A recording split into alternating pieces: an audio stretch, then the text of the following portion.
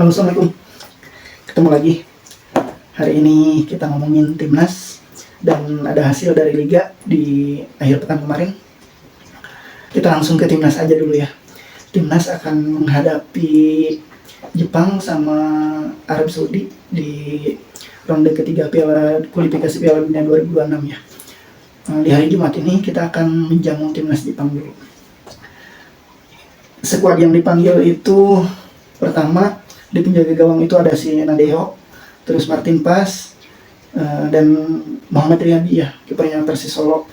Terus pemain belakangnya itu ada si Jai, Jordi Amat, Mes Hilgers, Rizky Ridho, terus Muhammad Ferrari, Justin Hubner kembali dipanggil, dia udah sembuh kayaknya tuh. Terus si Perdong, terus Pratama Arhan, Sam Patinama, Sandy Walsh, dan dua bersaudara tuh si Sayuri ya. Dan ada Kevin Dix ternyata termasuk pemain yang dipanggil, tapi kita nggak tahu si Kevin Dix ini udah bisa tampil apa enggak melawan Jepang ya. Ya mudah-mudahan udah bisa tampil ya.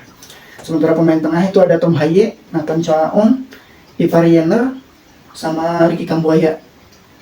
Terus di depannya ada Ragnar, Marcelino, Witan, terus Egi, Rafael Strike, Hoki Caraka, Eliano Reinders, sama si Sananta ya. Nah itu skuad yang dipanggil ada sekitar 28 orang nih. Dan timnas menghadapi Jepang ini jangan sampai Sintayong salah menurunkan line up lagi ya. Kita ke previewnya deh. Previewnya itu kalau bisa dibilang kita punya peluang 30% lah lawan Jepang. Tapi Jepang kan bukan tim yang superior juga lah, macam Argentina atau Italia atau Inggris gitu kan. Mereka juga memang levelnya ada di atas kita, tapi nggak jauh gitu, cuma satu kelas di atas kita. Dan itu dibuktikan di pertandingan terakhirnya ya. Mereka juga nggak bisa menang lawan Australia, mereka hanya meraih hasil imbang 1-1, itu pun golnya dua-duanya gol bunuh diri tuh para pemainnya ya. Dan menurut saya Sintayong jangan sampai menurunkan line up yang salah lagi lah. Harusnya Sintayong berani menurunkan 11 line up terbaiknya, termasuk mungkin jangan mencadangkan Tom Haye di lini tengahnya tuh. Itu ya, yang utama itu Tom Haye. Sama mudah-mudahan si Kevin Dix main. Dari 3 pertemuan terakhirnya itu timnas memang selalu kalah terus gitu. Tapi yang terakhir di Piala Asia kemarin Jepang cukup kesulitan tuh melawan kita. Mereka hanya bisa menang lewat 1 gol penalti dan 1 gol bunuh diri ya, si Hubner tuh. Kita bermain dengan 3-4-3 dan secara postur juga ini sama ya. Jepang itu nggak setinggi para pemain Australia lah. Jadi mungkin untuk bola atasnya kita bisa mengatasi gitu. Mungkin kita bisa unggul juga gitu untuk bola atasnya. Ya kalau kita bisa menahan sampai 70 menit aja gitu, kita punya peluang tuh mungkin di 20 menit kita bisa bermain oportunis gitu. Jepang itu bermain dengan formasi yang sama kita ya, 3-4-3, kita juga sama 3-4-3. Cuman kekuatannya ini ada di sayapnya tuh, di kedua sayapnya. Di sebelah kiri ada si Mitoma, sama di kanan ada si Kubo ya. Nah itu kita bisa Kubo atau si Doan kalau nggak salah ya. Jadi si Doan tuh kita bisa mematikan sayapnya aja gitu. Mungkin kita bisa unggul. Di kiri mungkin yang dipasang nanti si Perdong, terus di kanannya mungkin si Sain ya atau Sandy Walsh. Nah di backnya itu yang harus diturunkan itu si Ijes.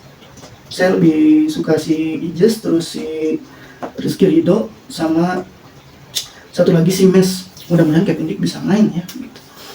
Nah di tengahnya itu si Tom Haye sama Nathan lah, oke gitu. Terus di lini depannya Ragnar, Marcelino, sama si Strike ya. Mungkin itu tuh. Ya kita harus ngegas dari awal gitu. Meskipun hasil imbang juga tidak buruk ya, tapi ketika kita memasuki lapangan ya kita harus punya mental yang baik gitu, yaitu kita harus menargetkan menang gitu. Apalagi ini kita main di kandang gitu. Pokoknya tidak ada satu tujuan, udah masuk ke lapangan kita harus menang targetnya itu. Dan kekuatan Jepang juga ternyata pemain-pemain topnya juga pada dipanggil ya gitu. Saya pikir Jepang akan menyimpan, ternyata mereka juga serius gitu di partai ini. Ya saya harap sih di pertandingan ini kita punya Dewi Fortuna, apalagi di depan puluhan ribu tuh, sampai tiketnya mungkin udah habis tuh. Yaitu peluang timnas mungkin ada di 30% lah. Di Piala Asia kemarin kita kalah 3-1 itu kan kita belum ada Tom Haye, belum ada Jai, terus belum ada Mes. Otomatis mungkin ya kalau hitung-hitungan itu kekuatan kita itu bertambah lah sekitar 50% tuh. Dari yang kemarin cuma 30%, mungkin sekarang 50%, jadi ada 80% lagi. Kita menambah kekuatan 50%, dan Jepang juga sudah mewanti-wanti bahwa mereka itu penasaran dengan Indonesia, bahwa mereka menganggap Indonesia ini sebagai lawan yang serius juga. Bukan hanya Australia sama Arab Saudi, tapi Indonesia juga diperhitungkan sama Jepang. Nah itu ya, mudah-mudahan kita bisa menang dan kita bisa menaikkan mentalnya, dan kita akan menjamu Arab dengan mental yang bagus gitu. Tapi kalah juga sebenarnya nggak masalah ya.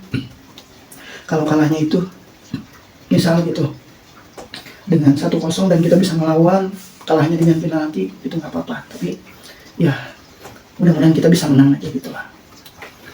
Itu dari timnas. Terus kita ke hasil Liga kemarin ya. Kita ke Liga Spanyol dulu deh. Liga Spanyol itu ada ATM yang berhasil menang 1-0 tuh melawan Mallorca. Terus ada Madrid yang menang gede tuh 4-0 melawan Osasuna. Ya, kemarin saya sempat bilang yang harus diperbaiki itu lini depannya ya Madrid. Ternyata si Pini berhasil mencetak hat-trick gitu. Dan Bellingham kembali mencetak gol lagi gitu. Meskipun ya secara permainan masih seperti itulah Madrid gitu, nggak bagus-bagus amat. Dan di partai ini yang kelihatan itu tuh si Mbappe ya, dia tuh terkesan kayaknya nggak nyaman dia disimpan di posisi tengah itu gitu, di penyerang tengah. Dia nyamannya mungkin di kiri ya, si Mbappe itu ya. Kayak kita tahu di kiri ada si Kimi ya. Dan ya Madrid juga kemarin kehilangan 2 pemainnya tuh yang jadi korban di pertandingan ini. Si Eder Militao kembali cedera ACL, lumayan tuh dia absen bisa sampai 2 bulanan. Terus satu lagi si Rodrigo Goes ya, dia cedera digantiin sama si Brahim kemarin. Itu yang menjadi korban di pertandingan ini. Ya, tapi ada back pengganti juga yang cukup bagus kemarin tuh si Asensio, dia mencetak 1 assist untuk golnya si Bellingham ya. Ya, mudah-mudahan Madrid bisa konsisten lagi untuk kemenangannya, sementara untuk permainannya masih jauh dari kata oke lah gitu. Yaitu Madrid, mereka mendekati Barcelona ya, poinnya mereka sekarang ada di angka 25 kalau nggak salah ya. Sementara itu Barca kemarin dikalahkan 1-0 sama Sociedad. Ya seperti saya bilang kemarin juga, bahwa Sociedad ini sering menyulitkan tim-tim besar gitu. Bahkan Barca juga selalu kesulitan lawan Sociedad gitu. Dan sebenarnya Barca kemarin bisa mencetak gol duluan ya lewat si Lewandowski, tapi golnya offside itu aja, ada di ujung sepatunya tuh si Lewandowski yang offside, sampai ada pernyataan mungkin harus ditinjau ulang parahnya gitu. Barca kalah 1-0 dan ya kemarin itu Barca sedang underperform lah, atau sedang performanya sedang jelek gitu. Mereka hanya punya 1 on target gitu kalau nggak salah, yang ada peluang yang cukup gede juga gitu. Dan mungkin ya biasa ya tim seperti ini, karena ya bagaimanapun juga sepak bola itu tidak bisa dihitung dengan matematika lah gitu. Memang ada hal-hal yang semacam ini, yang dimana ya para pemain sedang jelek gitu, atau tidak performanya tidak dalam yang bagus, karena memang secara pertandingan juga ada banyak pertandingan gitu yang mereka mainkan. Jadi mungkin bukan harinya lah gitu untuk mereka. Tapi mereka tetap ada di puncak klasemen ya, dengan keunggulan 6 poin tuh di atas Madrid. Itu dari Liga Spanyol. Terus kita ke hasil Liga Italia. Di Liga Italia ada Derby della Mole yang dimenangkan oleh Juventus 2-0. Ya sebenarnya Juve itu kemarin tuh baru cukup oke lah mainnya gitu, tapi kembali lagi si Vlahovic agak kesulitan mencetak gol. Bahkan mereka mencetak golnya itu kalau nggak salah ya, saya lupa lagi nih pertanyaan ini karena saya nggak nonton. Itu yang mencetak gol itu si Timothy Weah kalau nggak salah ya, si Timothy Weah sama 2 gol gitu, saya lupa lagi pokoknya. Yaitu Juventus, terus ada AS Roma yang kembali kalah 3-2, terus ada Grande Partita, itu Inter bermain imbang 1-1 melawan Napoli ya. Ya ini secara permainan cukup seru tuh. Inter banyak banget peluang yang sama, Napoli juga banyak. Dan mereka mencetak gol. Inter itu lewat si Calhanoglu ya, golnya cuma main keren tuh dari jarak jauh. Sementara gol Napoli itu dicetak oleh si McTominay ya. McTominay ini semenjak pindah dari MU dia menampilkan permainan terbaik ya. Yaitu dari derby itu dari Grande Partitanya ya, mereka posisinya masih tetap sama ya, beda 1 poin. Napoli itu berarti 26 poin, sementara Inter ada di angka 25 poin. Terus kita ke pertandingan Milan lawan Cagliari. Nah ini Milan itu benar-benar tidak konsisten ini Milan. Mereka bahkan ketinggalan di menit awal tuh, ada gol keren ya dari pemain si Cagliari itu. Ada 2 gol keren yang situasinya mirip, dan ya lagi-lagi Milan menunjukkan inkonsistensinya di pertandingan ini.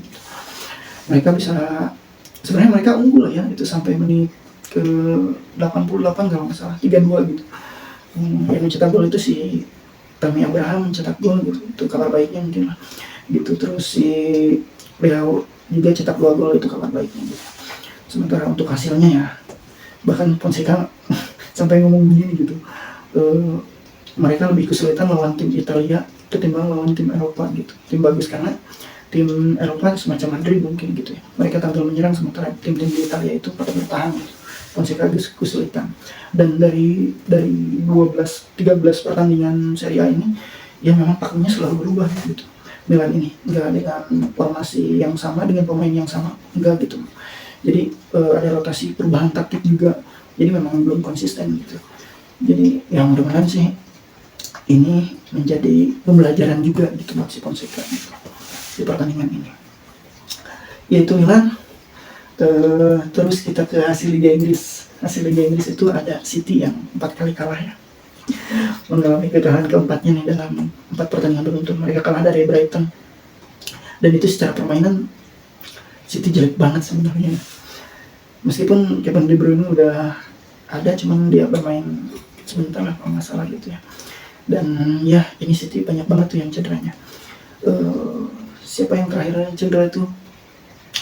Si itu backnya bahkan yang inti itu cuma si Guardiola aja ya, yang 3-nya itu pemain cadangan semua ya. City sedang tidak baik-baik saja, dan tapi saya yakin sih kalau City bakal kembali bangkit sih, nggak bakal seterpuruk itulah gitu. Terus ada Liverpool yang menang 2-0 sama Aston Villa nih. Liverpool keren banget nih di pertandingan ini. Mereka mencetak 2 gol lewat Mo Salah dan si Darwin Núñez ya. Mereka mainnya cukup oke gitu, apalagi di babak kedua ya gitu. Terus ada MU yang berhasil menang 3-0 lawan Manchester.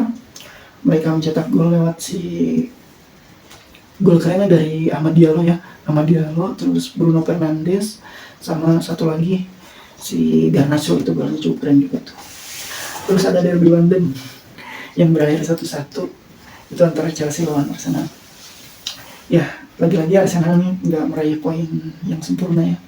Meskipun si Odegaard udah balik gitu, tapi mereka kurang begitu beruntung gitu, karena secara peluangnya banyak banget juga gitu di pertandingan melawan Chelsea ini. Mereka mencetak gol itu lewat golnya si Martinelli ya, lewat gol Martinelli, dan dibalas sama si Pedro Neto.